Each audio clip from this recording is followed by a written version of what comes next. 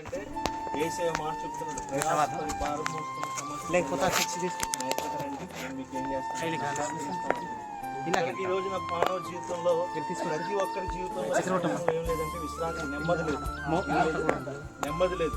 కాబట్టి మనకు ఒక దేవుడు ఉన్నాడు, ఆయనే ప్రభు అయిన యేసుక్రీస్తు వారు. ఆయన దగ్గరికి వస్తే మనకు నెమ్మది. భూమి మీదే కాదు, మనం చనిపోయిన తర్వాత పరలోక రాజ్యానికి వెళ్ళాలి.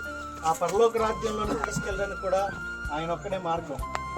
ఆయన ద్వారానే మనం పరలోక రాజ్యానికి వెళ్ళగలుగుతాం. కాబట్టి ఈ భూమి మీద ఉన్న దేవుళ్ళు అనబడిన వారు, లేకపోతే దేవతలుగా పూజించబడుతున్న వారు, ఎవరి ద్వారా కూడా మనం చనిపోయిన తర్వాత మరొక రాజ్యానికి వెళ్ళలేం. కానీ యేసు ప్రభుని అంగీకరిస్తే మాత్రమే, ప్రభుని ఎవరైతే నోటితో హృదయం అందు విశ్వసించి ప్రభువా నీవు నా దేవుడు అని అంగీకరించి పాపమును విడిచిపెడతారో వారందరినీ కూడా ప్రభు రక్షిస్తానని చెప్తున్నాడు. కనుక మీరు మీ కుటుంబము కూడా రక్షించబడాలి, మీరు మీ కుటుంబం పరలోక రాజ్యంలో చేర్చబడాలని, ఆయన ప్రియ కుమారులుగా మీరు అంగీకరించబడాలనే మంచి ఉద్దేశంతో ప్రభు మమ్మల్ని ఇక్కడ పంపించాడు. కనుక దేవుడు మాకు ఇచ్చిన వాటిని మీకు ఇవ్వడానికి ఇష్టపడుతున్నాం. కనుక వీటిని తీసుకుని ప్రభువుని అంగీకరించండి. ఇక్కడ దైవజనులు వచ్చి ప్రతిరోజు ఇక్కడ మీటింగ్ పెడుతున్నారు.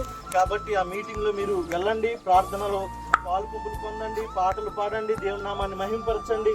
ప్రభు నిత్యము మిమ్మల్ని దీవించి ఆశీర్వదించును గాక. ఆమేన్.